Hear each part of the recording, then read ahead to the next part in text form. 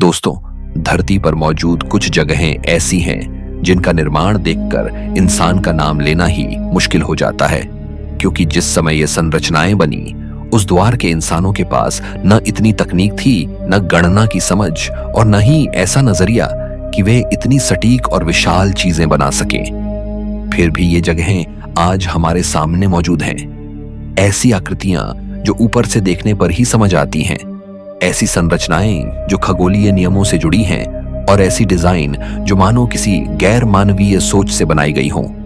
सवाल साफ है, क्या यह सब इंसानों ने किया या फिर कहीं ना कहीं किसी उन्नत बाहरी बुद्धिमत्ता का हस्तक्षेप रहा? आज के इस वीडियो में हम ऐसी 5 जगहों की बात करेंगे जहां इंसानी तर्क टूट जाते हैं और एलियन की संभावना अपने आप सामने आ जाती है। तो चलिए वीडियो को शुरू करते हैं। Number 1, pyramids of Sudan, Meroe. रेगिस्तान में छुपा हुआ गैर मानवीय ज्ञान का संकेत। दोस्तों, सूडान के तपते रेगिस्तान के बीच खड़े मेरोई के पिरामिड सिर्फ पत्थर की कब्रें नहीं हैं, बल्कि इंसानी इतिहास के लिए एक सीधी चुनौती है। सवाल यह नहीं है कि ये खूबसूरत हैं, असली सवाल यह है कि इतने पुराने समय में इन्हें बनाया कैसे गया। यहाँ 200 से अधिक पिरामिड एकदम सटीक दूरी, समान अनुपात और तीखे कोणों के साथ फैले हुए हैं। अगर यह सिर्फ शाही मकबरे होते तो हर पिरामिड का डिजाइन अलग होता, लेकिन यहाँ एक स्टैंडर्ड इंजीनियरिंग पैटर्न दिखाई देता है, जैसे किसी एक ही उन्नत योजना के तहत सब कुछ बनाया गया हो। इन पिरामिडों का कोण मिस्र के पिरामिडों से भी ज्यादा तीखा है, जो संरचनात्मक रूप से ज्यादा अस्थिर माना जाता है। फिर भी ये हजारों साल बाद आज भी खड़े हैं। उस द्वार के इंसानों के पास न आधुनिक गणित था, न भार वितरण की ऐसी समझ। फिर भी यह निर्माण त्रुटिहीन है। सबसे रहस्यमयी बात यह है कि कई पिरामिडों के प्रवेश द्वार और आंतरिक सुरंगें सूर्य की रोशनी के खास कोणों के अनुसार डिजाइन की गई हैं, मानो बिल्डर को खगोलीय गणनाओं का उन्नत ज्ञान हो। यह ज्ञान सामान्य कृषि आधारित सभ्यता के बस का नहीं लगता। कुछ पिरामिडों पर बनी नक्काशियां और प्रतीक ऐसे हैं जो न पूरी तरह अफ्रीकी हैं, न मिस्री, बल्कि किसी अलग सांस्कृतिक स्रोत की ओर इशारा करते हैं। और सबसे बड़ा सवाल, इतने दूर दराज रेगिस्तान में जहां संसाधन सीमित थे, भारी पत्थरों का कटाव, परिवहन और सटीक प्लेसमेंट कैसे संभव हुआ? यदि इंसान अकेला होता तो यहां निर्माण में अव्यवस्था, असमानता और प्रयोग दिखते, लेकिन यहां दिखती है परफेक्ट रिपीटेबिलिटी, जो किसी उन्नत तकनीकी मार्गदर्शन का संकेत देती है।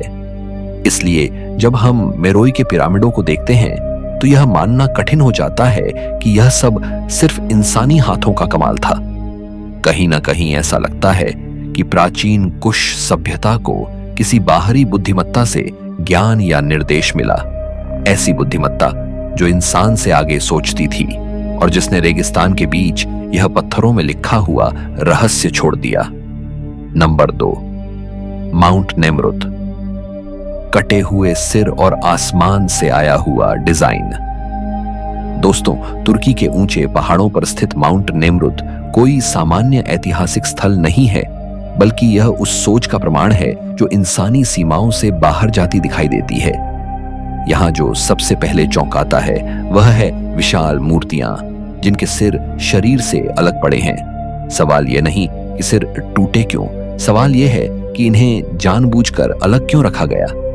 अगर यह सिर्फ विनाश या समय का असर होता तो शरीर भी बिखरे होते, लेकिन यहाँ सिर एक तय दिशा और क्रम में रखे गए हैं, जैसे किसी खास उद्देश्य के तहत। इन मूर्तियों का आकार 8 से 10 मीटर तक है और इतने भारी पत्थरों को इस ऊंचाई तक ले जाना, काटना और सटीक स्थान पर रखना उस दौर की मानव तकनीक से मेल नहीं खाता। इससे भी ज्यादा अजीब है इन मूर्तियों का खगोलीय संरेखण। सूर्योदय और सूर्यास्त के समय सूर्य की किरणें सीधे इन चेहरों पर पड़ती हैं, मानो इन्हें किसी कॉस्मिक कैलेंडर के अनुसार सेट किया गया हो। क्या उस समय के इंसानों के पास इतनी उन्नत खगोलीय गणना थी? और अगर थी भी तो इतनी ऊंचाई पर इतनी सटीकता कैसे? कई शोधकर्ता मानते हैं कि यहाँ बनी समाधि असल में एक साधारण राजा की कब्र नहीं, बल्कि किसी ऐसे ज्ञान के लिए बनाई गई संरचना है जो धरती से नहीं आया। मूर्तियों के चेहरे असामान्य रूप से बड़े, भावहीन और लगभग गैर मानवीय अनुपात के हैं, जैसे इन्हें इंसानों को नहीं किसी और को दर्शाने के लिए गढ़ा गया हो। और सबसे बड़ा सवाल, अगर यह सब सिर्फ शाही शक्ति दिखाने के लिए था, तो सिरों को अलग कर देने का प्रतीकात्मक अर्थ क्या है? कुछ लोग मानते हैं कि यह देवताओं और इंसानों के बीच के अंतर को दिखाने का तरीका था, लेकिन यह भी संभव है कि यह उन प्राणियों का संकेत हो जिनसे यह ज्ञान आया, ऐसे प्राणी जो इंसानों जैसे नहीं थे। माउंट नेमरुद की पूरी संरचना ऊपर से देखने पर ज्यादा स्पष्ट होती है, जैसे इसे धरती से नहीं आसमान से देखकर डिजाइन किया गया हो। इसलिए जब आप इस पहाड़ पर खड़े पत्थर के चेहरों को देखते हैं, तो इंसानी व्याख्या बार बार कमजोर पड़ जाती है और मन में यही विचार आता है कि शायद यह स्थल किसी बाहरी बुद्धिमत्ता के संपर्क या स्मृति का पत्थरों में उकेरा गया प्रमाण है। नंबर 3, रिंग ऑफ ब्रॉडगार, धरती पर बना हुआ प्राचीन खगोलीय कंट्रोल सिस्टम। दोस्तों, स्कॉटलैंड के ऑर्कनी द्वीप समूह में स्थित रिंग ऑफ ब्रॉडगार को अगर सिर्फ पत्थरों का घेरा समझ लिया जाए तो यह सबसे बड़ी भूल होगी। यह संरचना उस दौर की है जब इंसान धातु के औजार भी ठीक से नहीं जानता था, लेकिन यहां हमें मिलता है सटीक ज्योमेट्री, खगोलीय संरेखण और स्केल प्लानिंग। 5000 साल पुराने इस स्टोन सर्कल के पत्थर किसी भी दिशा में बेतरतीब नहीं रखे गए हैं। हर पत्थर की स्थिति सूरज, चांद और नक्षत्रों की चाल से जुड़ी हुई दिखाई देती है। सवाल यह है कि नवपाषाण काल का इंसान इतना सटीक एस्ट्रोनॉमिकल मैपिंग कैसे कर सकता था? सबसे चौंकाने वाली बात यह है कि यह सर्कल ऊपर से देखने पर ही अपनी पूरी संरचना समझाता है। जमीन पर खड़े होकर इसकी ज्योमेट्री अधूरी लगती है, लेकिन एरियल व्यू में यह एक परफेक्ट सिस्टम की तरह सामने आता है। यह वही समस्या है जो इंसानी निर्माण पर सवाल खड़ा करती है। जब इंसान उड़ नहीं सकता था, तो ऊपर से देखने जैसी योजना कैसे बनाई गई? पत्थरों के बीच की दूरी, खाई का गोलाकार आकार और पूरे कॉम्प्लेक्स का अनुपात किसी साधारण धार्मिक स्थल से कहीं आगे जाता है। यह किसी ग्राउंड बेस्ड कैलेंडर या एनर्जी मैप जैसा प्रतीत होता है। कुछ पत्थर ऐसे कोण पर रखे गए हैं कि खास खगोलीय घटनाओं पर ही उन पर रोशनी पड़ती है, मानो किसी सिस्टम को एक्टिवेट किया जा रहा हो। यह महज पूजा नहीं लगती, बल्कि डाटा ऑब्जर्वेशन और टाइम कीपिंग का एक प्राचीन नेटवर्क लगता है।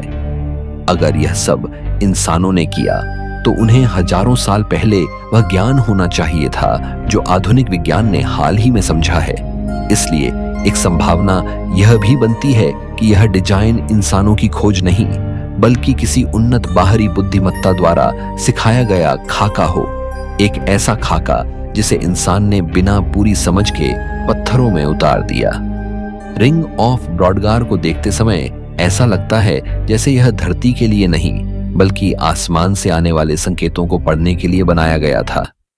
यही वजह है कि इंसानी तर्क यहां बार बार विफल हो जाता है और एलियन हस्तक्षेप की संभावना अपने आप सामने खड़ी हो जाती है। नंबर 4, ग्रेट सरपेंट माउंड, ऊपर से ही समझ आने वाला गैर मानवीय संदेश। दोस्तों, ओहायो की धरती पर बना ग्रेट सरपेंट माउंड इंसानी निर्माण की सीमाओं को सीधे चुनौती देता है, क्योंकि इसकी असली पहचान जमीन से नहीं, ऊपर से होती है। लगभग 411 मीटर लंबा यह विशाल सर्प नीचे खड़े होकर कभी भी पूरी तरह समझ नहीं आता, लेकिन जैसे ही इसे ऊंचाई या ड्रोन व्यू से देखा जाए, एक परफेक्ट सर्प आकृति उभरती है। खुला हुआ मुंह, अंडाकार आकृति और सटीक घुमाव। सवाल सीधा है, जब प्राचीन इंसान के पास एरियल व्यू का कोई साधन नहीं था, तो ऐसी आकृति की योजना कैसे बनाई गई? और अगर यह संयोग होता, तो इतने सटीक अनुपात और निरंतरता संभव नहीं थी। इससे भी ज्यादा चौंकाने वाला है इसका खगोलीय संरेखण। सर्प का सिर ग्रीष्म अयनांत के सूर्यास्त की दिशा में सेट है, जबकि शरीर के घुमाव चंद्र चक्रों से मेल खाते हैं। यह साधारण पूजा नहीं, बल्कि कॉस्मिक टाइमिंग का संकेत देता है। ऐसी टाइमिंग जिसे समझने के लिए उन्नत गणना और दीर्घकालिक अवलोकन चाहिए। मिट्टी की परतें ढलान और ऊंचाई का कंट्रोल भी बताता है कि यह आकृति केवल सौंदर्य के लिए नहीं बल्कि सटीक विजुअल कम्युनिकेशन के लिए बनाई गई थी। कुछ शोधकर्ता मानते हैं कि यह एक ग्राउंड मार्कर है, ऐसा संकेत जो आसमान से देखा जाना था। अगर यह सही है तो यह इंसानों के लिए नहीं बल्कि ऊपर से आने जाने वालों के लिए बना संदेश प्रतीत होता है। और फिर प्रतीकवाद, सर्प। दुनिया की कई प्राचीन संस्कृतियों में सर्प ज्ञान, आकाशीय शक्ति और आगंतुक देवताओं से जुड़ा है। क्या यह संयोग है कि यहाँ सर्प को इतने विशाल पैमाने पर उकेरा गया, वह भी ऐसे तरीके से जो सिर्फ एरियल पर्सपेक्टिव में समझ आता है? इंसानी व्याख्या यहाँ बार बार अटकती है क्योंकि उपलब्ध तकनीक से यह डिजाइन टू स्केल प्लानिंग समझ से बाहर है। इसलिए यह संभावना मजबूत होती है कि ग्रेट सरपेंट माउंड किसी गैर मानवीय बुद्धिमत्ता के संपर्क या संकेत का स्थायी चिन्ह है, धरती पर छोड़ा गया ऐसा मार्ग जिसे इंसान ने बनाया जरूर, लेकिन किसी और की योजना पर। नंबर 5, बीस्टी डे नाजिन, वाइल्डरनेस। पृथ्वी पर छोड़ा गया किसी और दुनिया का प्रयोग क्षेत्र। दोस्तों, न्यू मैक्सिको की बीस्टी डे नाजिन वाइल्डरनेस को देखकर पहला एहसास यही होता है कि यह धरती की जगह नहीं है। यहाँ की चट्टानें, आकृतियां और जमीन का पैटर्न किसी सामान्य प्राकृतिक प्रक्रिया से कहीं ज्यादा डिजाइन किया हुआ प्रतीत होता है। पत्थर मशरूम की तरह खड़े हैं, कहीं सटीक गोल संरचनाएं हैं, कहीं चेहरे जैसी आकृतियां, तो कहीं ऐसे स्तंभ जो किसी लैब में बनाए गए मॉडल जैसे दिखते हैं। सवाल यह नहीं कि प्रकृति अजीब नहीं हो सकती, सवाल यह है कि इतनी सीमित जगह में इतनी विविध लेकिन पैटर्न आधारित संरचनाएं कैसे बन सकती हैं। भूविज्ञान कहता है कि यह हवा और पानी का काम है, लेकिन हवा और पानी अराजक होते हैं, जबकि यहां हमें रिपीट होने वाले फॉर्म और संतुलित अनुपात दिखाई देते हैं। सबसे चौंकाने वाली बात यह है कि कई आकृतियां केवल खास रोशनी और कोण पर ही स्पष्ट होती हैं, जैसे इन्हें किसी विजुअल ऑब्जर्वेशन के लिए बनाया गया हो। यह जगह ऊपर से देखने पर और भी ज्यादा अजीब लगती है, जैसे किसी ने जमीन को टेस्टिंग ग्राउंड की तरह इस्तेमाल किया हो। अगर यह सिर्फ प्राकृतिक क्षरण होता तो दुनिया के हर रेगिस्तान में ऐसा ही दृश्य मिलता, लेकिन ऐसा नहीं है। बीस्टी डे नाजिन की आकृतियां लोकलाइज्ड और यूनिक हैं, मानो किसी सीमित क्षेत्र में प्रयोग किया गया हो। नावाहो परंपराएं भी इस जगह को विकृत भूमि कहती हैं, जैसे कुछ ऐसा हुआ हो जिसने जमीन की सामान्य प्रकृति बदल दी हो। यह विचार और भी डरावना हो जाता है जब हम इसे संभावित एलियन इंटरैक्शन जोन की तरह देखते हैं, ऐसी जगह जहां किसी गैर मानवीय बुद्धिमत्ता ने धरती की सामग्री के साथ प्रयोग किया और इंसान बाद में सिर्फ उसके निशान देख सका। यहां खड़े होकर ऐसा लगता है जैसे आप किसी भूले बिसरे ग्रह की सतह पर चल रहे हों, और यही एहसास इसे इंसानी व्याख्या से बाहर ले जाता है। नंबर 6, द डिब्बुक बॉक्स, मौत और श्राप से जुड़ा सबसे खौफनाक संदूक। दोस्तों, दुनिया में कई ऐसी चीजें हैं जिन्हें देखकर इंसान का विज्ञान, तर्क और समझ सब एक साथ हार मान लेते हैं, लेकिन दी डिब्बुक बॉक्स उन सब में सबसे अलग और सबसे डरावना नाम है। यह कोई साधारण लकड़ी का डिब्बा नहीं, बल्कि ऐसा रहस्यमयी संदूक माना जाता है जिसके बारे में कहा जाता है कि जिसने भी इसे खोलने की कोशिश की उसकी जिंदगी हमेशा के लिए बदल गई और कई मामलों में मौत तक हो गई। यह कहानी शुरू होती है सन 2001 में, जब अमेरिका में एक व्यक्ति ने इसे नीलामी से खरीदा। उस समय उसे बिल्कुल भी अंदाजा नहीं था कि वह जिस चीज को एक पुरानी एंटीक समझ रहा है, वह असल में एक भयानक श्राप को अपने घर ले जा रहा है। इस बॉक्स को यहूदी लोक कथाओं से जोड़ा जाता है, जहां डिब्बुक को एक ऐसी भटकती आत्मा माना जाता है जो मरने के बाद भी शांति नहीं पाती और किसी जीवित इंसान के शरीर या वस्तु से चिपक जाती है। कहा जाता है कि इस बॉक्स के भीतर उसी डिब्बुक आत्मा को कैद किया गया था। इस संदूक के साथ जुड़ी घटनाएं इसे और भी डरावना बना देती हैं। जैसे ही यह बॉक्स खोला गया, घर में अजीब अजीब घटनाएं शुरू हो गई।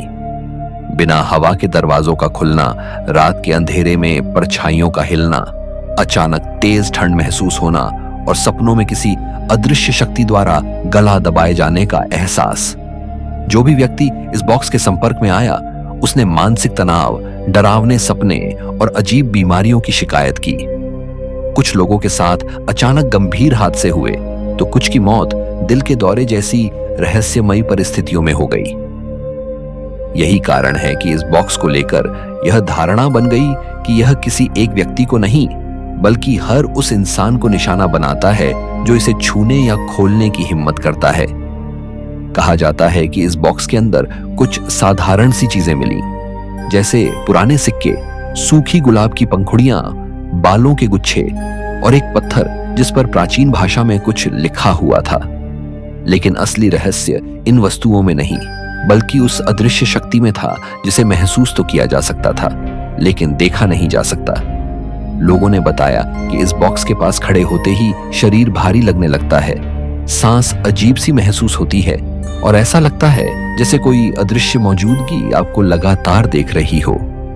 डर इतना बढ़ गया कि अंततः इसे सार्वजनिक रूप से सुरक्षित जगह पर बंद कर दिया गया, ताकि कोई दोबारा इसे खोलने की गलती न करे।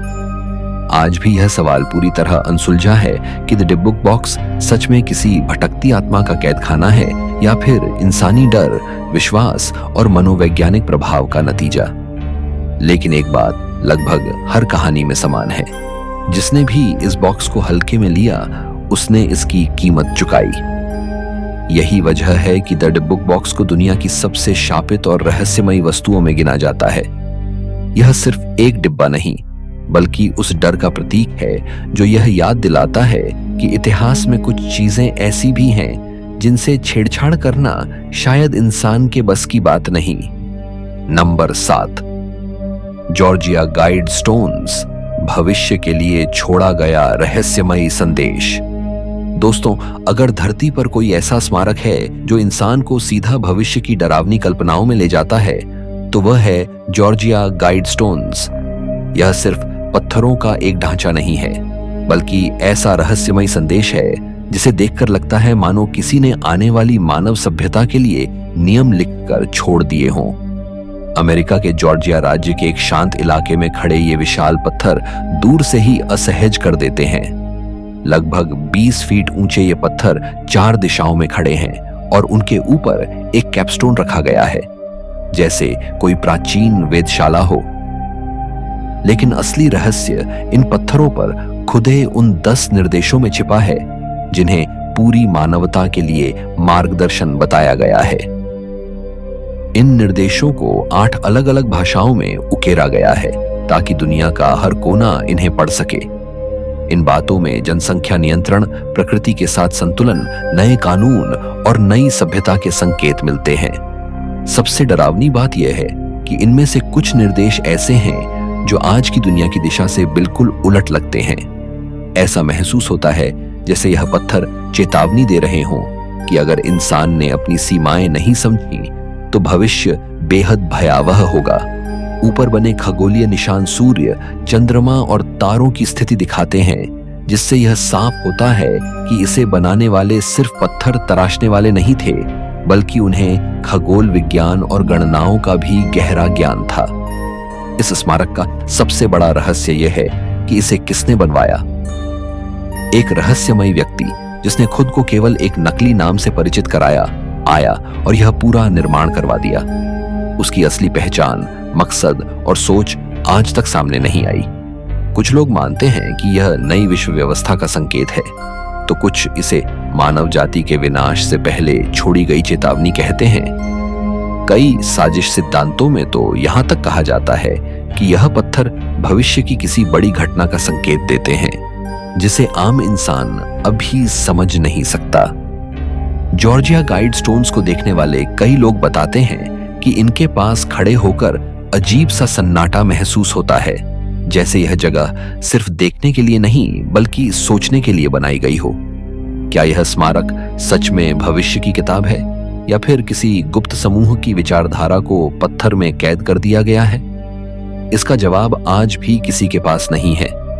यही अनजाना सच इसे दुनिया की सबसे रहस्यमयी और डर पैदा करने वाली संरचनाओं में शामिल करता है। और यही वजह है कि जॉर्जिया गाइडस्टोन्स आज भी इंसान को सोचने पर मजबूर कर देते हैं कि क्या वाकई भविष्य पहले से लिखा जा चुका है।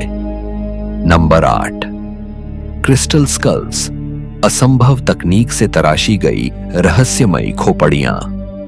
दोस्तों, इंसान ने पत्थर तराशे, धातु ढाली और मूर्तियां बनाई, लेकिन जब बात आती है क्रिस्टल स्कल्स की, तो इतिहास और विज्ञान दोनों एक साथ चुप हो जाते हैं। ये कोई साधारण खोपड़ियां नहीं है, बल्कि पारदर्शी क्रिस्टल से बनी ऐसी आकृतियां हैं जिन्हें देखकर लगता है जैसे किसी आधुनिक मशीन ने इन्हें माइक्रो लेवल सटीकता से काटा हो। कहा जाता है कि ये खोपड़ियां 3 से 5 हजार साल पुरानी हैं और इन्हें अलग अलग जगहों, मेसो अमेरिका और दक्षिण अमेरिका के प्राचीन खंडहरों से जोड़ा जाता है। सबसे चौंकाने वाली बात यह है कि उस समय न तो बिजली थी, न ही ऐसे औजार, फिर भी इन खोपड़ियों की सतह इतनी स्मूथ और एंगल इतने परफेक्ट हैं कि आज की तकनीक भी कई बार पीछे छूट जाती है। इन खोपड़ियों में सबसे प्रसिद्ध एक ऐसी है जो रोशनी पड़ते ही भीतर से चमक उठती है। इसकी आंखों, जबड़े और दांतों की बनावट मानवीय खोपड़ी से इतनी मेल खाती है कि देखने वाला असहज हो जाता है। वैज्ञानिक परीक्षणों में पाया गया कि इन्हें तराशने में ऐसी दिशा विहीन पॉलिशिंग की गई है जो पारंपरिक कट्टर या ड्रिल से संभव नहीं मानी जाती। यही वह बिंदु है जहां तर्क टूटता है और रहस्य गहरा जाता है। अगर यह काम इंसानों ने किया तो किस तकनीक से, और अगर नहीं तो फिर किसने? सबसे बड़ा सवाल आज भी वही है, हजारों साल पहले इतनी कठोर क्रिस्टल को बिना दरार, बिना टूल मार्क और इतनी समानता के साथ कैसे तराशा गया? क्या यह किसी खोई हुई उन्नत सभ्यता का प्रमाण है, या फिर किसी ऐसी बुद्धि का संकेत जो उस समय पृथ्वी पर मौजूद थी? जवाब किसी के पास नहीं। यही कारण है कि क्रिस्टल स्कल्स आज भी दुनिया की सबसे उलझी हुई पहेलियों में गिनी जाती हैं। ऐसी पहेलियां जो इंसान को यह सोचने पर मजबूर कर देती हैं कि शायद हमारा अतीत हमारे वर्तमान से कहीं ज्यादा उन्नत था। नंबर 9, बगदाद बैटरी, 2000 साल पहले की बिजली का असंभव रहस्य। दोस्तों, आज हम जिस तकनीक को आधुनिक विज्ञान की देन मानते हैं, अगर वही तकनीक इतिहास के बहुत पुराने दौर में मौजूद हो तो क्या होगा? बगदाद बैटरी ठीक यही सवाल खड़ा करती है।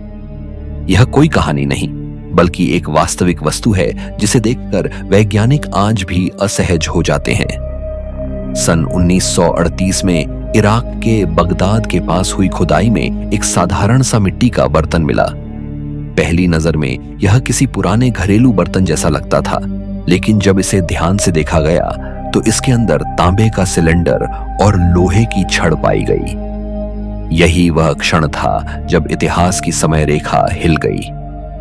जांच में सामने आया कि यह वस्तु लगभग 2000 से 2200 साल पुरानी है। जब वैज्ञानिकों ने इसमें अम्लीय द्रव डालकर प्रयोग किया तो यह वास्तव में विद्युत धारा उत्पन्न करने लगी। यानी यह एक कार्यशील बैटरी थी, उस समय की जब इंसान के पास न बिजली का औपचारिक ज्ञान था, न आधुनिक उपकरण। यही बात इसे रहस्यमयी बना देती है। सवाल उठता है कि इतनी पुरानी सभ्यता को बिजली की समझ कैसे थी, और अगर थी तो इसका उपयोग किस लिए किया जाता था? कुछ विशेषज्ञ मानते हैं कि इसका इस्तेमाल धातुओं पर परत चढ़ाने यानी इलेक्ट्रोप्लेटिंग के लिए किया जाता होगा। कुछ इसे धार्मिक अनुष्ठानों से जोड़ते हैं, जहां हल्की विद्युत अनुभूति को चमत्कार या दैवी शक्ति माना जाता रहा होगा। लेकिन इनमें से किसी भी सिद्धांत के पास ठोस प्रमाण नहीं है। यही अनिश्चितता इस बैटरी को इतिहास का सबसे उलझा हुआ उपकरण बना देती है। सोचिए, जब इंसान मोमबत्ती और तेल के दीपकों से रोशनी करता था, तब कोई सभ्यता बिजली पैदा करने की तकनीक जानती थी।